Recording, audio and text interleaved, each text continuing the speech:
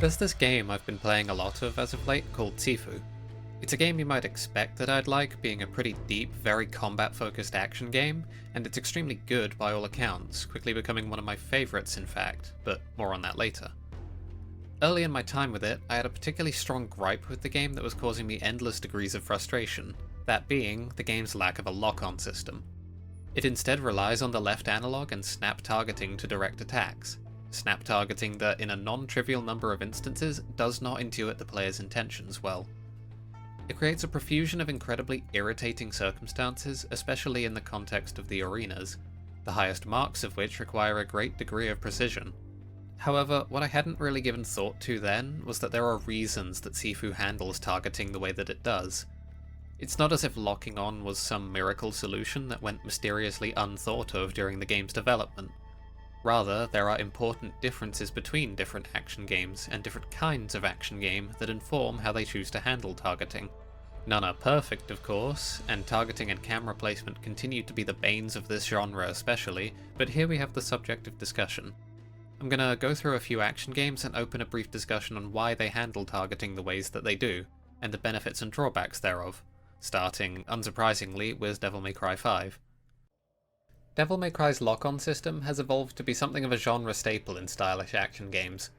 It comes all the way from the first Devil May Cry, and it's pretty basic. Hold R1 to lock onto an enemy. The game will try to intuit which enemy you want to lock onto based on their proximity and orientation to you and to the camera. Simple stuff.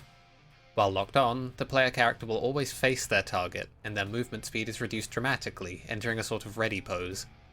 The speed reduction may seem strange at a glance, but it's pretty important. It makes it so that inputting motions to execute attacks disturbs your positioning much less than it would otherwise. It's a very small but important thing. Precision is a very relevant consideration in Devil May Cry. A matter of a few extra game units backwards to execute a high time, unless you're very disciplined with the input and only flick the stick back for a brief second, could lead to a missed attack, or just improper positioning relative to what you wanted to do. Sifu, without having a lock-on system whatsoever, reduces the player's movement speed to a crawl during combat for similar reasons. It makes positioning less volatile when motion inputs are involved. You see the same thing in fighting games. And for Devil May Cry, you retain flexibility in terms of your movement options, as unlocking is simply releasing an input, rather than a second input. A slight but noticeable difference in the time that it takes. It allows you to affect multiple enemies much more easily than you can in something like Dark Souls. You simply release the lock-on, rather than having to input it again to clear it, and then input it again to hit another enemy. It's one of the many reasons you're much better equipped to handle crowds in Devil May Cry than you are in Souls. To make the implication prior more explicit as we move on, locking on also unlocks the full extent of your moveset. Motion inputs don't work unless you're locked on. Realistically speaking, how could they? The left analog governs movement, so flicking the stick back would just change your facing. With motion inputs being sealed away into the locked-on state, they're allowed to be, well, simpler, as compared to Sifu or to the Devil May Cry reboot, which both lose a lot of controller real estate to the need for more complex inputs for attacks, in order for them to not get in the way of mere character-orienting analog movements. Players are going to use the left analog stick to direct their attacks. They kind of have to, unless the game in question has incredibly aggressive auto-targeting, and even in those cases, players will do so out of habit, and will do so to cover context that the game's intuitive sense of where you want to attack can't cover. Think instances in Sifu where you want to turn and start attacking an enemy behind you to preempt their attempt to attack you or something. In Devil May Cry, this simply being a matter of course without motion inputs being hidden behind a specific state would be completely untenable. Turning to strike an enemy behind you now stingers them, sending them flying away. Not exactly great for variation or for your ability to play with precision. Or even for your safety, given that Stinger carries more animation commitment than the start of any regular combo string that doesn't involve Cavalier. To say nothing of the fact that you wouldn't be able to use analog movement to orient your strikes mid-string without putting out a motion attack. This here is why Sifu's push is back to forward plus light attack, and why the sweep is back to forward on the analog plus heavy attack. All of the analog motions are this way, either double tap forward or back to forward. It has to be this way because analog movement governs the direction the game will try to find an enemy for you to snap to, and there's no extra state for these moves to be hidden in. For a more direct comparison, in the Devil May Cry reboot, Stinger is double tap forward plus light, whereas in actual Devil May Cry games, the input is simply forward plus triangle while locked on. Much simpler and easier to execute, to say nothing of the extra controller real estate this affords. It massively increases the number of different moves that can be in the game, because cardinal directions are now on the table without fear of interfering with regular gameplay, and back to forward motions see consistent use too. His impact is most represented with Dante because he has the biggest toolkit. You get a forward input move plus a back input move, both Swordmaster and regular, across all 4 of your weapons, including guns and then gunslinger moves on top of that. It's really quite a lot of space. There's simply not room for all of these moves to go to more complex inputs, and even if there were, they would have to exist in much less intuitive ways, through a combination of inputs like through pressing multiple face buttons at the same time. And while, granted, most action games don't really need all of this space, the variety and depth at your disposal in Devil May Cry is one of the core appeals, so it's rather important here. In fact, I'd be willing to argue that the sequestering of motion inputs into the locked-on state is the main reason Devil May Cry's combat can be the way that it is. Focused on the combination of individual moves primarily rather than on executing strings, as you see in something like Hi-Fi Rush. Without all of this on the table, the necessary space for all of these moves just really isn't present. While it is a very strong lock-on system by my measure, accomplishing a whole lot for the game with minimal trade-offs, especially given that the camera is very functional with it, there are in fact trade-offs, or other negatives. A lot of the things I've talked about so far have been about what the system opens up in terms of game design, but there's a much more important concern, and it's the fatal flaw of every single targeting system in every single action game. No matter how you slice it, somewhere down the line, the targeting has to try and intuit the player's intentions in terms of who or what they're aiming for. If the game has any form of automatic targeting whatsoever, from a lock-on to snap targeting like Sifu, it has to, at the point of target selection, try to guess what the player wants to do at that moment. And typically, both sorts of systems in the modern gaming world are quite good at figuring out what the player wants, but sometimes they're not. Enough of the time to be frustrating or consistently noticeable. In Devil May Cry, this manifests in the form of the game making the occasional bizarre choice in terms of which enemy you want to lock onto. It prioritizes enemies generally in terms of proximity, which is natural, but also leads to lock-on selecting enemies in the periphery of the screen, rather than ones more centrally framed by the camera that the player would much rather focus their efforts on. I know for my own gameplay, some strings I like involve creating distance from a launched target using Sky Star or Stingers, to then relaunch them with an Air Taunt Rose. Now for some reason, this is substantially easier for me if I lock off at the point of Sky Starring away. I think at least part of it is the 360-degree range of directions while locked off using Sky Star, whereas when locked on you have access only to directly forward and directly backward. But when I try to lock back on, all too many times the game will choose some other enemy near me, one that has nothing to do with what I'm doing at that moment, and it causes me to drop the combo by throwing the Rose out in a useless direction. It's a big problem at higher levels of gameplay and freestyle environments. Devil May Cry 5 presents a huge amount that can be accomplished with precise play, but sometimes, in cases like this, that precision is actively barred from you by the tools at your disposal. To avoid it, your only recourse is to simply never release the lock-on, which for Nero especially isn't on the table, as Nero's Devil Breakers can only be used while unlocked. While locked on, you get Wire Snatch instead. And compensatory measures to account for this necessarily entail dropping the combo.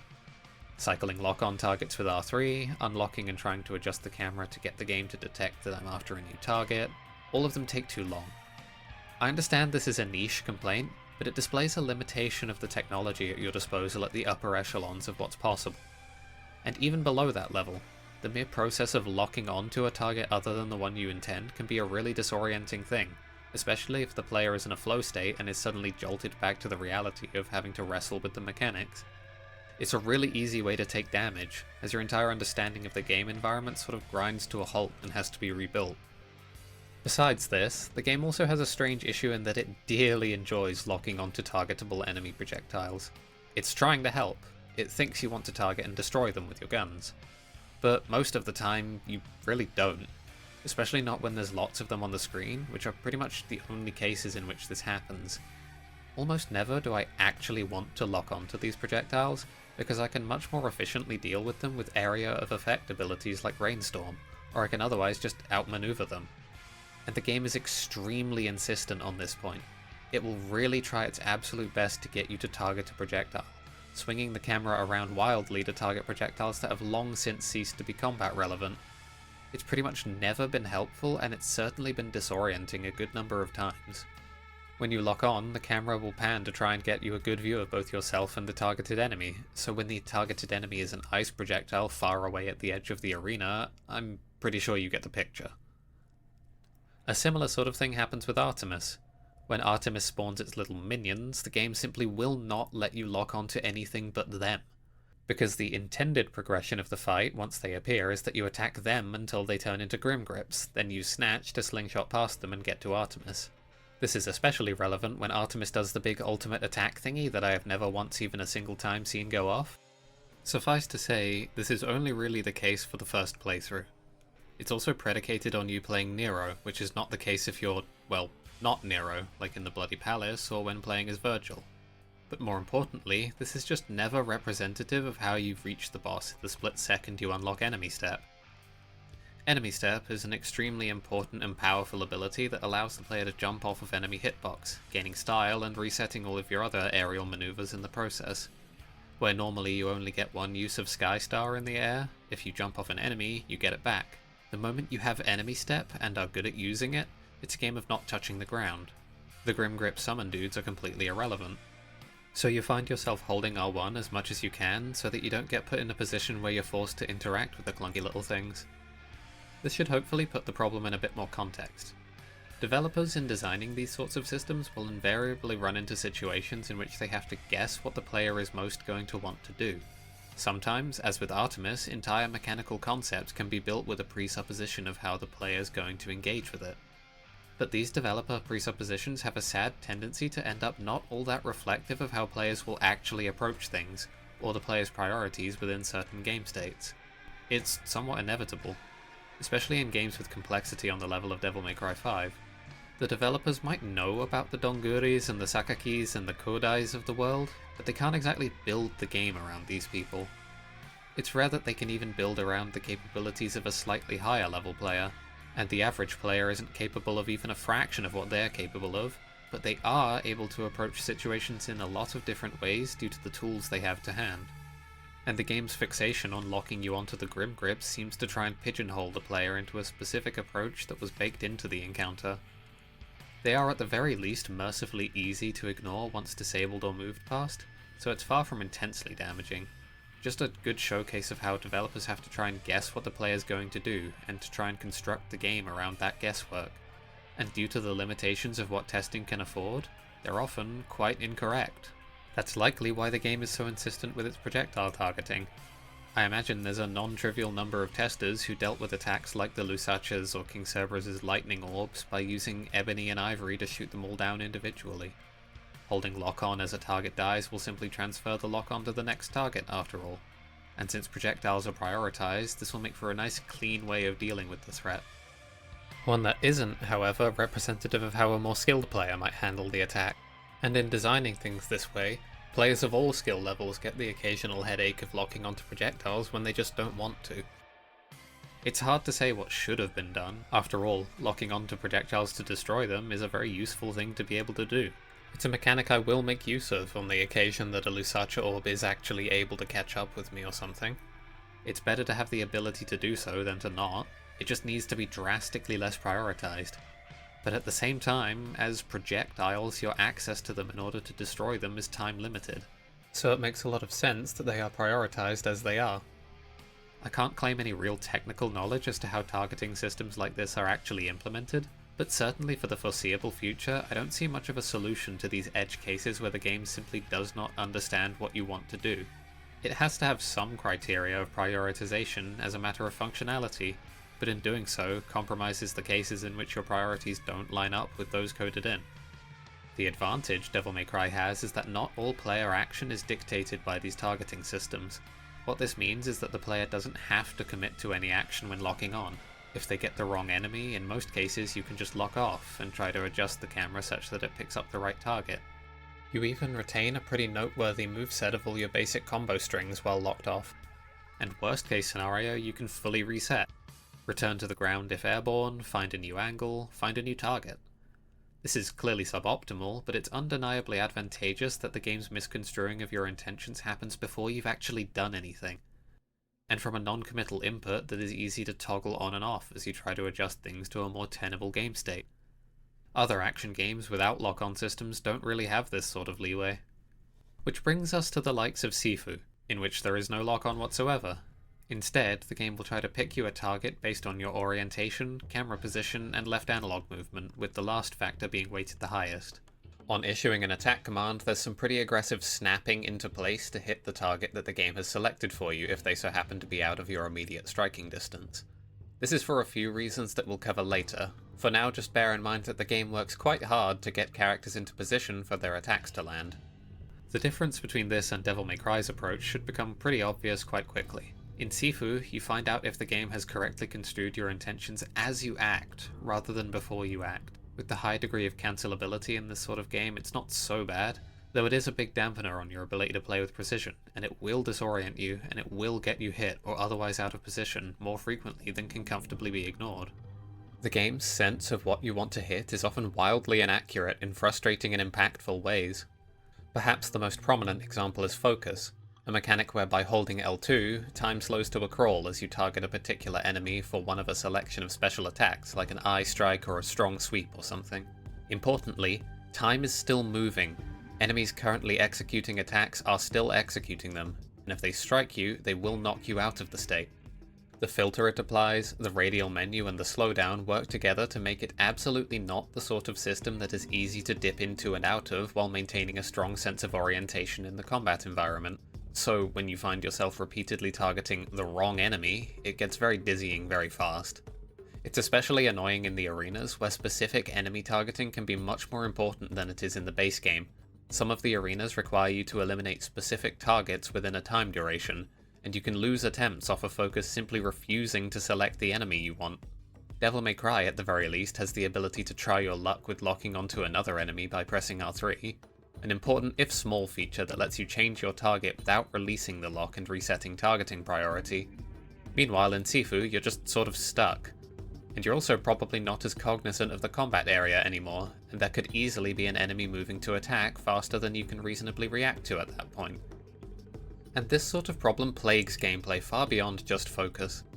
Whether it's the game's extremely poor targeting while sprinting, the game's difficulty in picking out a push target from a crowd to chase them, the game's misreading of throw directions, or the game simply sending you after the wrong enemy. It's a plague on the gameplay in a variety of different ways. In arenas especially, each one of these problems can be lethal in its own way to an attempt, throwing an enemy into a wall instead of off a ledge, missing a stealth kill while sprinting because of the poor tracking, pushing an enemy through a couple of others and then being disallowed from chasing, causing you to drop the combo. It's a pretty thorough problem in all of these contexts. With less rigid snapping, your choice of target could rely less on game logic intuition of your intent. With a full lock-on, a la Devil May Cry, the player would be able to manually cycle their targets, and the moments in which the game misunderstands what you want happen at a less important stage of the combat, before you've struck as opposed to after you've committed, meaning it's less likely for them to get you killed or cause you to take damage. Sifu is in a sort of unfortunate position here, as much of the game's aesthetic and styling, the technical martial arts exchanges and that sort of fantasy, would seem to almost mandate this sort of snapping behavior. Other action games like Hi-Fi Rush or Devil May Cry or Bayonetta have the luxury of weapon-wielding protagonists and big, expressive, less directly realistic or practical movements, a free ticket to large, sweeping hitboxes that can minimize the need to rigorously manage your facing and distance. They also emphasize player action, much more than the interplay that Sifu focuses on. In Devil May Cry, it's all about what you're doing. You don't really get into technical exchanges with enemies like you do in Sifu. Indeed, most enemies are simply not designed to facilitate that sort of back and forth. If a Devil May Cry enemy shoots its shot and misses and the player gets onto it, it's liable to get bullied, entirely to death unless it's one of a few. The vast majority of enemies have no form of blocking available to them whatsoever. Or if they do, their block often just sits there and takes it until you blow through them, or the block can be bypassed entirely by jumping behind them. Compare this to Sifu, where enemies will block and parry and avoid using the player's own systems, having parry responses and options for when the player is applying pressure versus when they have freedom to act, with their strings interruptible at different stages to be punished in different ways. It's all in service of the martial arts feel, both visually and in terms of game feel. You're tasked with both playing the crowd and winning individual exchanges with singular foes, a constant back and forth of blows with targets that will only in the weakest cases allow themselves to be bullied for long periods of time. This demands a certain locking together of individuals in the combat environment, so that the kinds of moves martial arts afford can actually connect, and so that it actually looks right. Actions simply would not sync up in a way that meaningfully resembles a martial arts exchange otherwise. The slip and slide behavior is consistent enough that it can be pretty readily gauged most of the time, but it does cause some degree of confusion early, and in edge cases where you are pixels out of range for your character's animations to snap you into place. Nothing tremendously significant, but important to be aware of as a limitation. Which brings me right back around to the initial point. There are relatively severe troubles and hang-ups, but Sifu is the way it is for a good reason. This doesn't negate the presence of the problems, but it is revelatory of an ever-present adage of game design. Every game has its own unique considerations, such that what is good or necessary for one is poison for another, and vice versa.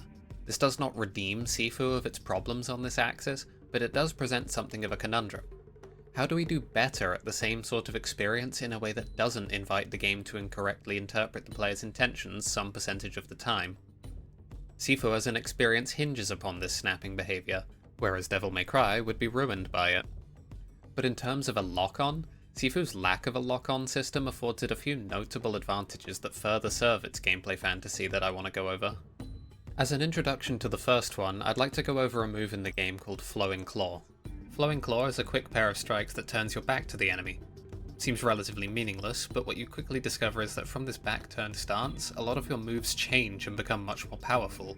The palm strike becomes a much stronger and longer range push kick, the sweep becomes much wider and causes you to low-profile high attacks, and a lot of your other specials gain improved properties like a stronger interrupt or super armor or more damage. A bit of investigation then reveals that this is no stance whatsoever. This is simply what happens when you input these directions backwards. So to say, if you do the motion input backwards, forward back triangle for the sweep for example, you will execute the reversed sweep, targeted towards enemies behind you. This is an important part of crowd control, especially since these back-turned moves are so much stronger than their normal counterparts. And if Sifu had a lock-on as opposed to it snapping, it would be really hard for these moves to exist. They rely on the snap targeting to be accurate, and the freedom of input directions is informed by the lack of a lock-on. Input a motion in any direction, and it will try to execute towards an enemy in that direction, unlike in Devil May Cry where your motions are necessarily tied to the enemy you're currently locked onto. It also reveals a pretty fundamental difference in how Sifu's combat plays out as compared to Devil May Cry. Because enemies are much more defensively capable than in typical stylish action games, and because the player's direct attack options have much smaller hitboxes comparatively, you're not quite as able to pick a singular enemy out of the crowd and focus them until there are fine mist in the air. Rather, you have to do substantially more playing the field, as it were. A substantial portion of the game's skill ceiling involves learning to appropriately control crowds. Your less overtly useful tools for this job are supplemented by options designed specifically for it in the forms of pushes and throws. The reality of things is that non-fodder enemies are likely going to block out of your combo before you can finish it. Or you might get attacked by another enemy and be forced to respond to that, which will also close the window to punish as you have to take the time to avoid incoming damage. In stylish action games, this threat is often avoided by taking the foe to the air, where it can be safely damaged without risk of intervention from other enemies. An option that's completely off the table in Sifu for obvious reasons. All of this of course to say nothing of the fact that in these games, enemies will not defend themselves from you anywhere near as competently. The dynamic this creates is one where you're doing a lot of bouncing around the crowd, rarely able to stick with a single target in a way that would best suit you locking onto that enemy. The combat relies on an involved engagement with attacking enemies in order to either get them off your back or find openings and punish. Say you avoid the big jumping Superman punch from a regular grunt, and try to get back to hitting the flash kick you're trying to focus on eliminating. You're simply gonna get hit as the slow-mo from the avoid ends and the grunt continues his string. Swap the avoid for a parry and you get the same result. To stop them, you need to parry specific attacks that will break them out of their string, in this case the follow-up punch after the Superman punch. The alternative is to use the slowdown from the avoid to counter-attack them. Both of these options take time and attention. Time during which the flash kick in question has backdashed away, or the stagger has ended and she's back to blocking. The alternative is striking them out of their string, or preempting them. The back-turned moves come up a lot in these contexts, and their existence sort of relies on the player not being locked onto a particular target. To control enemies, you need to regularly commit attention to them, and compared to games in which the air is available, you have very little in the way of ability to extract an enemy from a crowd to bring it down. You have pushes and attacks that can chase a push, but against tougher enemies this still isn't going to be enough to buy you the alone time you need in most cases. You will be disrupted from your 1v1 and you'll have to start controlling the field again. And as you do so, you'll need to be able to bounce from target to target to target without fussing with a lock-on the whole time. In this way, the ability to quickly isolate and focus down specific targets becomes a skill of its own that requires particular management of its own, through throwing the target out from a crowd and sweeping others around them. In this sense, Sifu makes the decision to cut out the middleman, as it were, and just bite the bullet on the negative consequences that arise from rigid snapping behavior and a lack of player-directed targeting. I doubt the developers were unaware of these problems. They undoubtedly knew that scenarios where the game poorly intuits player intent could and would crop up.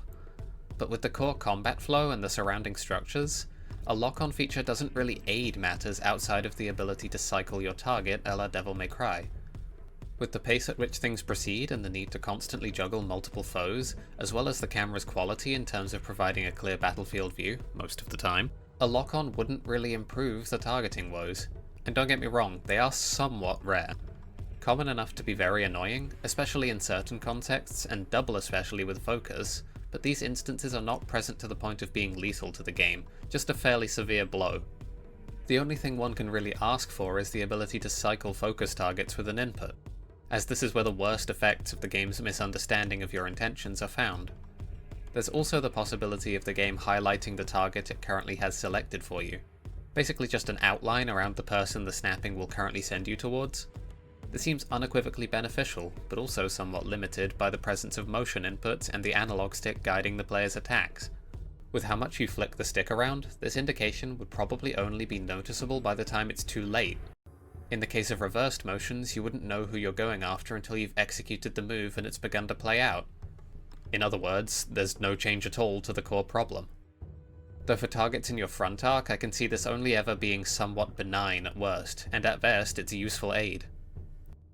All of this has been to say, once again, there are reasons that Sifu doesn't have a lock-on. In the moment, when you're trying to strike a particular foe but the game won't let you, or you're trying to focus eye strike a particular strong enemy so you can throw them off a ledge, you can end up wondering why such a common and often important feature is absent. But closer examination reveals that Sifu really wouldn't actually work with a lock-on. To design the game with even a Devil May Cry style lock-on in mind would be to pretty heftily adjust the game on a fundamental level. And when Sifu is already as good as it is at presenting the martial arts hand-to-hand combat experience, it becomes apparent that we stand to hinder more than we help.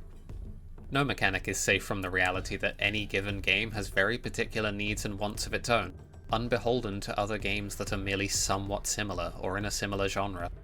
Realistically, unless some incredible breakthrough is made in the predictive abilities of game logic, there will always be a set of compromises for any given approach to targeting or to locking on. But on this note, I want to turn very briefly to our final point of comparison in Monster Hunter, in which you will find no lock-on that anyone uses at least, no snapping behavior, not even a somewhat automated camera. It's all in the player's hands. You're in charge of directing your attacks and your camera control in their entirety. The lock-on system present in World and Rise sees almost no use whatsoever. At most, people will generally set it to center the camera on the monster and nothing more than that. This should sound pretty crazy coming from backgrounds in, well, the vast majority of other action games. No means to specifically target your actions outside of your own capabilities, a camera that will do essentially nothing without babysitting, which occupies the thumb that one uses for face buttons. It immediately brings to mind all of the reasons that the Souls titles do have a lock-on, especially a toggled one. With so much animation commitment, a combat system that is almost entirely focused on 1 versus 1 fights, and a camera that behaves just the same as Souls, as in doing nothing without player input as compared to something like the other games we've discussed, which will at least endeavour to help you, it's easy to think that Monster Hunter's combat should be rather miserable because of this.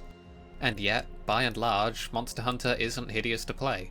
And in fact, the lack of use of these tools now that they're present would seem to indicate the lack of these sorts of problems as a persistent source of frustration. Camera woes are of course present, but with an apparently lower degree of significance. As far as I can glean, there's a few reasons for this. First, the games don't need a particularly substantial means of directing your strikes, outside the very first one. Combat in Monster Hunter is very positional. A part of this is the fact that your strings will typically offer very, very little in terms of adjusting your orientation, meaning that with a few exceptions, like say the longsword special sheath, once you've drawn your weapon and started swinging, you're attacking in that particular direction until you end whatever combo or string you wanted to execute, get out of recovery frames by rolling, and position yourself anew. There is a minimal ability to redirect yourself through a string, but it's just that, minimal. You're not going to pivot 180 degrees midway through a combo. You'd probably have to do the same combo a few times to get that sort of rotation, especially with larger weapons. Monster Hunter wants you to find your angle and dig in. A process that, with the size, shape, and singularity of your foes, requires no locking on whatsoever. You could theoretically implement the ability to lock on to particular parts to help with the fact that the player will want to go after different bits of a monster that a center mass lock on couldn't cover, but with how varied and difficult some parts can be, it ends up feeling more trouble than it's worth for a system that's already perfectly functional.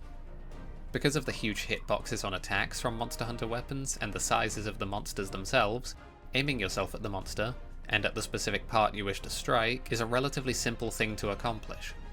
It's difficult in extreme edge cases, like if you wanted to strike Rajang's horns while his arms are hardened, but this is by design because that's unintended, and it's also not remotely assisted by the existence of a lock-on function. The only thing that will get you there is precise aim player side. No targeting algorithm would be able to consistently and understandably get you these angles, which is something of a skill itself, if somewhat reliant on luck to not clip the parts of the monster that will cause you to bounce. You end up with a very consistent sense of control over your character's in-game behaviour. There's no black box of a targeting algorithm to try and wrangle, and its absence is never really felt negatively. I can't remember a single time in my experience with World or Rise that I would have preferred the game to take the wheel on where I strike. Then there's the elephant in the room in the fact that you pretty much only ever fight one thing at a time in Monster Hunter. More or less every situation where you fight more than one monster at a time quickly devolves into a complete mess.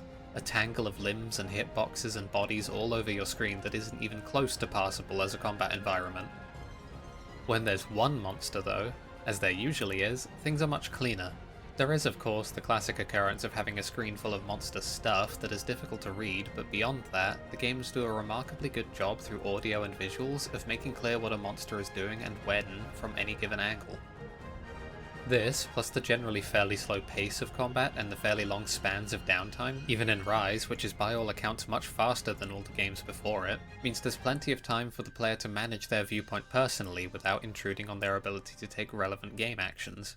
The camera's distance from your character and its turn speed help with this too, making it unlikely that you run into a situation where you can't see at least enough of what you need to see in order to respond appropriately. This is all in addition to the fact that a lot of your defense can be accomplished just by running around. Sprint is on R1, and so can be done as you mess with your camera position if necessary. And worst comes to worst, the player can see the outline of their character through obscuring monster bits. If there's simply no way to have yourself and your target on the screen, you can still see yourself and have some understanding visually of what's going on with your target. The important thing here though is that from the very fundamentals, Monster Hunter has no real need for a system by which the game can assist the player in targeting their attacks. Attack targeting and positioning are important gameplay pillars through part breaking and the degree of animation commitment, and the weapon's movesets are designed with the ability to strike targets easily in mind. Wide, sweeping hitboxes are common, even on shorter weapons. Enemies are big, and your hitboxes are either long, wide, or in cases, both. It doesn't take much effort to get them to match up, and matching up the right ones is a skill set the game wants to cultivate, rather than allowing you to strike a monster's best hit zones near automatically. Realistically, if there's no reason for the game to help, the game shouldn't help, because the game helping invites the problems of Devil May Cry and Sifu. It invites scenarios where the game has a chance to cause you problems by failing to recognize your intent, where no chance needed to be given. It's a reality of interaction in a 3D game space. When the mechanics at play are complex and the number of foes any greater than one, it becomes hard for the game's systems to meaningfully interpret your intentions, as those intentions are expressed through a single input, or an input and an angle on the analog stick. And in this 3D space, when no targeting assistance is present, the trade is mild camera issues. But then Devil May Cry and Sifu also have mild camera issues. Sometimes you're stuck up against a wall in Sifu and it becomes impossible to see. And sometimes you're stuck on the other side of a behemoth in Devil May Cry 5 and you lose any indication of what you're doing. However, we must once again acknowledge that Monster Hunter can only really get away with this because there is almost always but a single target. It's something inherent in the game's structures that not all games can simply get away with. There's also a vague argument to be made for immersive quality. Yes, I'm aware I'm saying this about Monster Hunter, just give me a second. What I'm meaning is that with the camera's control being entirely within your own hands, it can become analogous to your character's sight, limited in this way and needing specific attention to track faster moving objects. It's a hard to capture but noticeable difference in game feel, especially accentuated in those moments where your target is fast and agile enough to blindside you, like say Nagakuga can. Rather than a theoretical cameraman moving to refocus on the target, it's something the player has to do personally, and has near full control over. It's a really minor thing, but it makes the experience just slightly more personal and less about the scene of your fight. The lower degree of extra presentational quality with the camera is noticeable, even if sometimes only because it's causing you problems in terms of visibility. Within reasonable bounds, as with the Nagakuga example, line of sight troubles could be said to be a part of the experience, made relatively acceptable by the deterministic behavior of monsters when they're jumping around at that sort of speed. It's a sort of visceral presentness that is only really possible when you have free camera control. I'd consider this a very much antecedent concern after the likes of consistent clarity and the ability to reliably accomplish what you need to with your gameplay actions, but it is a facet of the free camera that I think is worth pointing out. Something is lost, changed, gained, or regained in its absence or its presence. For example, conversely, a player-directed camera loses the cinematography that an automatic camera can afford. Sifu brings the camera in very close for its takedowns, and makes use of the variety of perspectives it can offer for visually interesting set pieces, like the hallway fights throughout the games or some of the arena locations. Devil May Cry 5 makes use of the camera in similar, smaller ways, pulling in very close against targets like Virgil and panning around on its own to give you the best view of the action possible. It's good for combat clarity. In games with so many moving parts in the combat environment, and quick reactions being necessary for proper responses, especially while maintaining aggression, it's a necessary part of how these games frame the action. Without the camera's movements and its detached perspective, the player would be left to micromanage it in ways that would be incredibly disruptive. And aesthetically, it supports the action B-movie and martial arts fantasies by adding presentational flair to the action. To round back to the point with some closing thoughts, what I hope has been demonstrated here is that the considerations around how a game handles target selection reach further than simply camera visibility and strike aiming. It's an integral part of game feel. Players will inevitably construct their engagement around how the game handles their intentions. In Monster Hunter, it's all in their hands, but this necessarily impacts how attacks, encounters, and monsters can be designed. You couldn't so easily make an action game focused on combat with smaller, faster foes with a camera like this. In Sifu and Devil May Cry, the game engages in persistent guesswork to follow what the player wants, usually successfully, but unsuccessfully enough of the time that it's noticeable and detrimental. But for the presentation of their experiences, they need to be at least vaguely the way they are. Devil May Cry 5 needs the controller space and the ability to direct your actions, and Sifu needs aggressive snapping and analog aiming for its fantasy to work at all. Game design as things are is a matter of compromises. A game of tit for tat, trying to lose the least and gain the most in terms of what's important when wrestling with the technical realities of what can and cannot be made to happen. For that reason, it's a very cushy position from which I criticize Sifu for frequently misconstruing my intentions, especially when I can think of no clear upgrade that removes the problems I'm outlining. It certainly seems inevitable that any time the game is given a chance to translate your intentions through your inputs into manifested game actions, that the game will necessarily fail some of the time. Sifu could stand to fail less of the time, of course, or at times less critical, as with Devil May Cry, but how this is accomplished is something best left to people with actual experience making games. Thanks for watching. Bit of an odd one this time, but it's a set of thoughts that had been needling me since I picked up Sifu, from the losing my mind at the targeting issue stage through to the understanding why it is the way it is stage. Hopefully it was still both interesting and informative to watch. I'd like to also quickly mention that since I seem to be starting to do this video thing as a matter of course, I've decided to open up a Patreon. If you're interested in supporting me, the link is in the description. No pressure or necessity whatsoever. If you've watched to this point in the video, that's plenty enough for me. See you next time, and thank you again for watching.